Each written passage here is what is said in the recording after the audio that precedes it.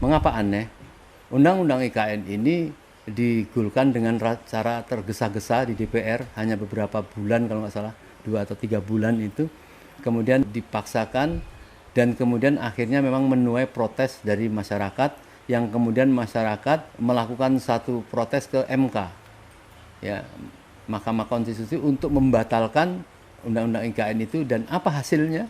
Ya kita bisa tebak hasil dari pemaksaan proyek IKN ini. Nah sehingga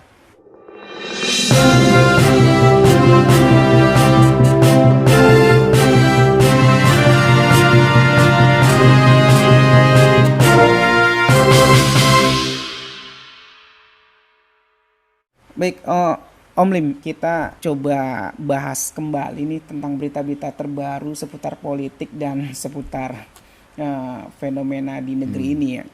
Nah, kita coba bongkar lagi soal IKN nih, Ibu Kota Nusantara, yang memang jadi proyek andalannya Pak Jokowi ya, dan berbagai jajaran pemerintah lainnya.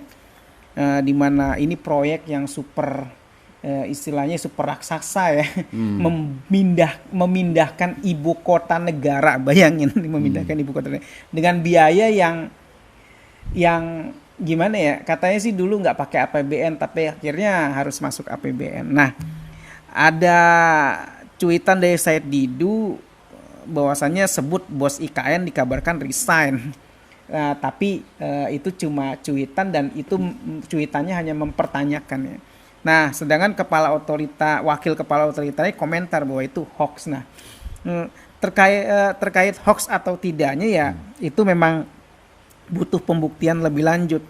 Sedangkan IKN ini dilihat dari masyarakat ya sebuah proyek yang agak gimana gitu ya. Memang anggarannya begitu besar dan terlalu dipaksakan. Ibarat kata ya, negara lagi ada masalah tapi ente maksa untuk mindahin ibu kota.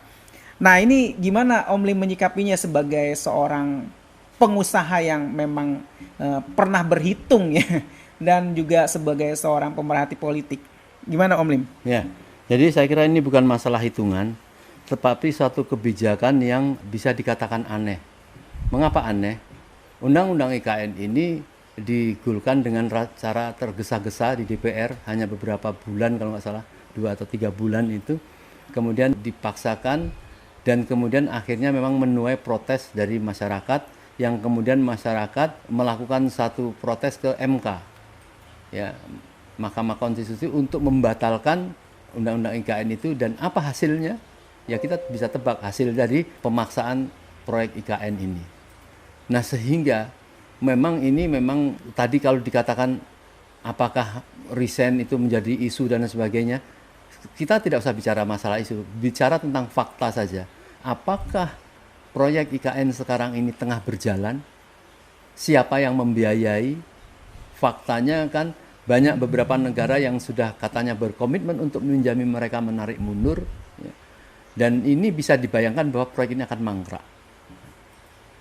Proyek mangkrak ini tentu menjadi tanggung jawab orang-orang yang memaksakan terjadinya satu rencana pemindahan ibu kota itu.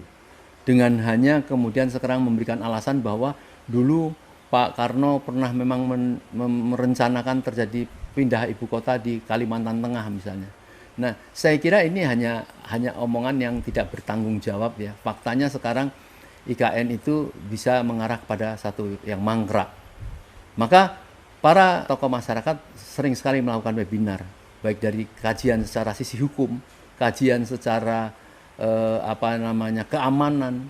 Karena ibu kota negara ini kan tentu yang harus dipikir adalah keamanan. Bagaimana suatu ibu kota, ya, negara berada di pinggiran saat pulau yang sangat rawan sekali keamanannya terhadap menghadapi misalnya negara-negara lain, Singapura dan lain sebagainya. Nah, dengan lantang para mantan TNI, para pimpinan di Angkatan Laut, Pak Slamet, kemudian ada termasuk mantan Gubernur DKI Bapak siapa itu, kemudian semua tokoh-tokoh itu berbicara tentang keamanan itu, baik dari sisi keamanan laut, baik keamanan udara. Ternyata tidak layak bahwa perpindahan ibu kota negara dari Jakarta dan ke sana. Jadi ini tentu syarat ada kepentingan oligarki, kepentingan mungkin satu negara penjajah yang ingin menjajah gitu ya. Nah, ini sekarang ini sudah nampak satu hal yang mangkrak. Dan bahkan ditengarai bahwa brosur-brosur tentang pemasaran proyek IKN itu seperti kayak memasarkan rumah-rumah real estate. Dan faktanya ada beberapa brosur-brosur berkeliaran di luar negeri. Nah, ini sesuatu yang harus dipertanggungjawabkan, ya. Andai kata kemudian sikap Cina sama dengan terhadap masalah kereta cepat, bahwa mereka akan mengambil alih misalnya atau berpindah atau kepemilikan berapa persen akan dikuasai oleh mereka, ini kan jadi bermasalah, ya. Rakyat yang menimpa beban. Nah, maka apabila sudah sejauh seperti ini, tentu bagaimana rakyat ini sudah merasa tidak bisa memperjuangkan di DPR juga, memikirkan bagaimana jalan lain supaya rakyat juga bisa dipaksakan oleh proyek-proyek yang merugikan dan membahayakan masyarakat, ya. Sebagaimana para penguasa ini juga melakukan suatu tindak-tindak langkah-langkah yang membahayakan bagi rakyat. Mungkin itu dari pandangan secara umum. Iya, IKN ini memang proyeknya proyek besar ya, nggak bisa dibilang hanya dengan sejumlah APBN, tapi fenomena ini ya memindahkan ibu kota negara itu bukan suatu hal sulit. Belum lagi nanti pindah karyawan-karyawannya ya, maksudnya PNS-nya. Nah, apakah hitungan-hitungan itu udah masuk sebelumnya di dalam hitungan-hitungan negara sebelum menjadikan proyek ini nyata gitu? Nah, itu satu. Kedua, nah ini juga ada ya fenomena baru bilang bahwasanya ini nggak banjir, ya, mengklaim bahwa lahan ini tidak banjir, sedangkan itu terdiri dari hutan belantara yang kemudian disulap jadi istilahnya ditebang semua. Itu kan kalau bisa dibilang tuh Kalimantan tuh paru-parunya dunia. Sedangkan paru-paru dunia itu mau disulap menjadi kota. Itu sesuatu yang langka juga. Nah, Om Lim sebagai pemerhati politik juga pengusaha ya, menilai ini sebuah kecerobohan atau sebuah ketergesa-gesaan gitu.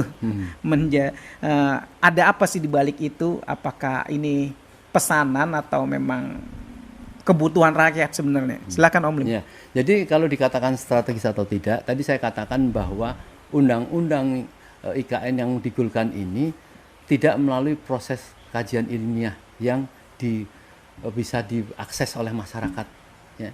Karena kan bisa saja masyarakat harus memberikan kesempatan masukan-masukan terhadap kajian-kajian untuk membuat sebuah ibu kota negara dari segala sisi gitu. Dari segala sisi, dari segi kepentingan. Misalnya begini, banyak sudah dibuat satu langkah-langkah ingin menjual gedung-gedung negara untuk membiayai di sana, ya. Kemudian nanti pemerintah akan menyewa terhadap ruang-ruang perkantoran, ruang-ruang yang ada di sana ini. Ini membuat tidak ada masalah menjadi ada masalah. Tidak mungkin kalau tidak ada satu kepentingan dari siapa atau satu kelompok yang ingin mendapat keuntungan, ya, oligarki yang sudah dengan merasa di atas angin bisa mengendalikan undang-undang apapun, ya. Sekarang kan pencalekan ini konon itu banyak sekali para oligarki sudah memelihara beberapa orang-orang untuk dilus-ulus supaya bisa goal di dalam DPR. Tujuannya apa? Ya menongkrongin untuk mereka nanti membuat undang-undang yang menguntungkan oleh kelompok-kelompok mereka.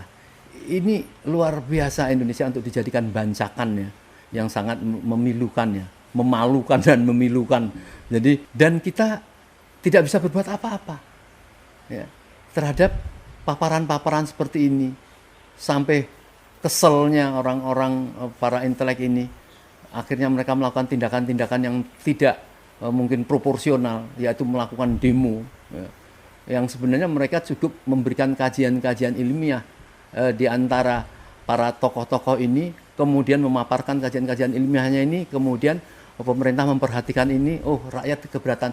Nampaknya itu sudah tidak ada lagi, ya. Kekuasaan yang memperhatikan secara saintifik terhadap keinginan masyarakat, ya. Karena negara itu harus mengambil satu kebijakan untuk kepentingan rakyatnya. Jadi sesuatu yang istilah-istilah yang dibiarkan ya, misalnya presiden itu adalah petugas partai, jadi seolah partai mempunyai hak penuh untuk melakukan apa saja, tidak bisa terkoreksi. Ini yang keliru. Namanya presiden pada saat dia berasal dari satu partai, kemudian dia menjadi presiden, dia harus kemudian mengayomi seluruh masyarakat, bukan lagi menjadi kekuasaan partainya. Jadi ini terpenting dari proyek IKN itu pasti akan mengarah kemangkraan dan pasti akan merugikan dan membahayakan bagi bangsa Indonesia. Ya.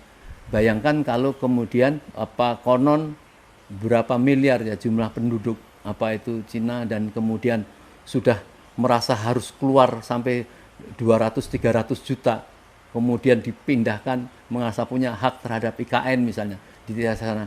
Ini kan artinya sudah selesai lah Indonesia ya. Terjadi satu penjajahan yang tadinya disimpang siurkan iya tidak. Ini kita boleh nepuk motok pipi kita, ini benar enggak itu ya. Ini yang terjadi. Terus kita mengharapkan dengan cara apa kalau DPR kita tidak bisa membawa aspirasi masyarakat seperti ini. Ini menjadi PR bagi kita seluruh rakyat dan bangsa Indonesia. Baik, Om Lim, ya kita juga nggak bisa berharap dari media yang memang menyiarkan kabar bahwa IKN baik-baik saja dan sudah dalam progres. Tapi nyatanya memang menyedot APBN dan rakyat terkena dampaknya. Nah, dikutip juga dari haluan.com nih, proyek IKN sepi investor, Menteri PUPR masih sedot uang dari APBN. Nah, itu kan bukti nyata bahwasanya itu menyedot uang dari APBN. Nah, APBN ini akan terkuras habis. Di sisi lain ketika rakyat mau protes, tapi ada rakyat lain yang lagi dimanjakan dengan ya dalam tanda kutip ya bansos lah 16.000. Ya meskipun juga saya mungkin juga Om Lim juga belum pernah menerima bansos mungkin ya. Belum pernah merasakan mungkin ya. Nah, ini bagaimana menyikapinya ya? Karena memang negeri kita ini negeri yang unik ya, dengan sejumlah masyarakat atau rakyat yang memang berjiwa apatis atau memang nggak peduli mungkin ya, nggak peduli, tapi istilah kata kalau bahasa Jawa nerimo. Nah, gimana Om Lim mengomentarinya ini atau memberi pencerahan bagi rakyat gitu, khususnya netizen pada umumnya, bagi pemirsa YouTube ini agar tercerahkan ya tentang IKN nih. Ya. Silakan Om Lim. Ya, jadi memang secara prosedural regulasi atau hukum mungkin mereka merasa bahwa ini sudah benar karena sesuatu yang dibiayai oleh APBN itu memang harus masuk dalam persetujuan undang-undang gitu ya. Nah, tetapi kita tahu proses undang-undang itulah yang menjadi koreksi dari para tokoh dan para pemerhati bangsa ini, yaitu memaksakan untuk supaya undang-undang itu digulkan walaupun tentu tidak melalui cara-cara yang layak. Kemudian dipaksakan masuk APBN ya memang harus membiayai. Dan Sri Mulyani pernah menghitung ya, tentang pembiayaan itu. Dari mana uang yang harus didapat. Salah satunya adalah tadi yang saya sampaikan, menjual gedung-gedung ya untuk menjadi modal pembangunan IKN. Nah, jadi rakyat sekarang ini kalau sudah tidak mampu memberikan masukan-masukan koreksi terhadap kajian-kajian itu dan sudah melalui MK sekaligus, dan MK juga sudah ditengarai tidak mungkin akan membela kepentingan rakyat ya, apalagi setelah terjadi pernikahan antara pimpinan MK dengan adiknya sang presiden, ya saya rakyat mengkhawatirkan apapun yang dilakukan kajian atau uji material di MK ya kemudian akan kalau membahayakan kemudian sang presiden yang merupakan tidak ada lain adalah kakak iparnya, itu menjadi kemudian subjektif. Ini yang dikhawatirkan. Tentunya itu secara etika lah ya. Kalau memang ada satu kemudian hubungan yang menjalin lebih jauh antara ketua MK dengan keluarga presiden ya, tentunya alangkah baiknya walaupun ini tidak diatur dalam undang-undang yang mengundurkan diri lah ya, supaya ada rasa keadilan di tengah-tengah masyarakat ya, supaya tidak ada pemutusan tentang undang-undang itu secara subjektif. Jadi itulah yang harus dikoreksi oleh masyarakat. Masyarakat harus mencari jalan bagaimana, karena ini sifatnya harus dipaksakan. Kemudian bagaimana rakyat juga harus memaksakan untuk menolak itu karena jelas-jelas membahayakan untuk kepentingan rakyat dan kepentingan bangsa, dan tidak ada urgensinya ya.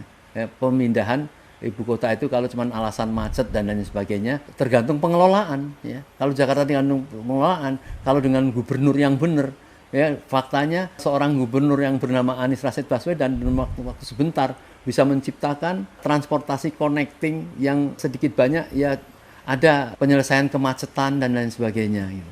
Nah, ini bukan hal yang sangat sulit, apalagi di tetangga-tetangga ibu kota ini yang pernah ingin dulu dicanangkan pemindahan ibu kota oleh Bapak Soeharto di Jonggol misalnya. Itu tanah-tanah yang bisa menjadi connecting untuk pengembangan kota misalnya, menjadi border-border karena supaya tidak hiruk pikuk ya. Kalau sudah punya uang, suatu saat dikaji dengan enak, ingin mencari tempat membuat IKN, itu bisa saja. Namanya orang membangun itu kan saat punya uang. Bukan karena itu tidak punya uang, kemudian melakukan proyek dengan membangun sesuatu yang belum tentu produktif gitu loh. Jadi itu kurang lebih bacaan secara awam dari masyarakat, koreksi terhadap apa yang dilakukan kebijakan-kebijakan oleh pemerintah. Baik Om Lim ya, memang telah terkesan memang dipaksakan dipaksakan ya, karena mungkin ada sesuatu di balik itu ya. Kita juga nggak bisa menduga apaan itu kan, tapi rakyat setidaknya bisa melihat lah garis besarnya ya, ini dipaksakan gitu bagi rakyat yang paham atau bagi rakyat yang kritis gitu ya. Tapi kalau bagi rakyat yang apatis, yang nggak peduli atau memang nggak tahu ya, mereka anggap ini suatu yang biasa memang. Ya, itulah mungkin kita memberikan pencerahan sedikit ya bagi orang-orang cerdas yang masih peduli ya terhadap negaranya. Ini ya, fenomena negara kita ini memang sudah diambang batas kewajaran. Baik Om Lim ya, semoga menjadi pencerahan bagi netizen dan masyarakat juga rakyat ya. Semoga ini jadi sesuatu hal yang bisa jadi masukan untuk para pemangku jabatannya. Semoga tidak lagi terjadi, dan kalau memang nggak bisa diselesaikan ya coba tunda dulu lah. Kita coba sampaikan begitu. Baik Om Lim, terima kasih atas perspektifnya hari ini. Sekian dulu. Terima kasih. Assalamualaikum warahmatullahi wabarakatuh.